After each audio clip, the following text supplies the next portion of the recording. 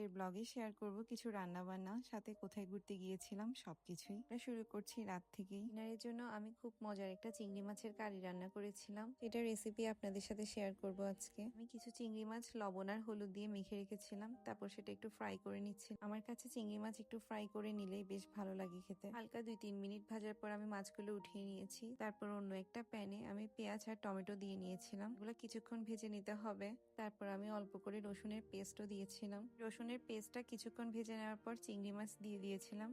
Then I added all the spices one by one and cooked them until the masala was nicely sauteed. সব মশলা আপনারা আপনাদের পরিমাণ মতোই দিবেন। চিংড়ি মাছটা অনেকটা হয়ে এসেছে, তখন আমি স্লাইস করে রাখা ধুন্দুলগুলো সুন্দর মতোই দিয়ে দিয়েছিলাম। চিংড়ি মাছ দিয়ে ধুন্দুল কি কে রান্না করেছেন আমাকে জানাবেন। এভাবে রান্না করলে খেতে খুব টেস্ট হয়। পর আমি একটু স্বাদ মিশালিও অ্যাড করছিলাম এখানে। আসলে মশলা যার যেভাবে দিতে ইচ্ছে করে সেভাবেই দেওয়া যায়, সবার টেস্ট বাট তো সেম হয় না। তো কিছুক্ষণ রান্না করার পর আমার চিংড়ি মাছের কারি রেডি হয়ে গেছে। আমি উপর থেকে কিছু কাঁচামরিচ স্প্রেড করে দিয়েছিলাম, যাতে ফ্লেভারটা আরো ভালো আসে। এই তো আমার রান্না শেষ। সেদিন আমি আরো রান্না করেছিলাম দেশি মুরগির লাল ঝোল। রেসিপি লাগলে আমাকে বলবেন, আমি শেয়ার করব আপনাদের সাথে। রান্নার ফাঁকে ফাঁকে আমি বাসাটাও একটু গুছিয়ে নিয়েছিলাম। I always feel more relaxed when the house is neat and clean. Clean home always brings a sense of peace and comfort. Table ল্যাম্পটা আমার সাইড টেবিলে খুব সুন্দর একটা কজি ভাইব নিয়ে এসেছে। বিকেলে আমার হাজবেন্ড অনেকগুলোই আম নিয়ে এসেছে। আমি কিছু আম উঠিয়ে নিচ্ছিলাম। হালকা হালকা পাকা হয়েছিল, সেগুলাই আমি নিচ্ছিলাম এখান থেকে। আর কোনো ক্লিপস নিয়ে নেই, একদম সকালে উঠেই ব্রেকফাস্ট করছিলাম। ব্রেকফাস্ট শেষ করে আমার কিছু কাজ ছিল, সব কাজ শেষ করেছি। বিকালে একটু বের হয়েছিলাম আমরা। তোমাদের কার কার কাশ্মীরি চুড়ি পরতে ভালো লাগে?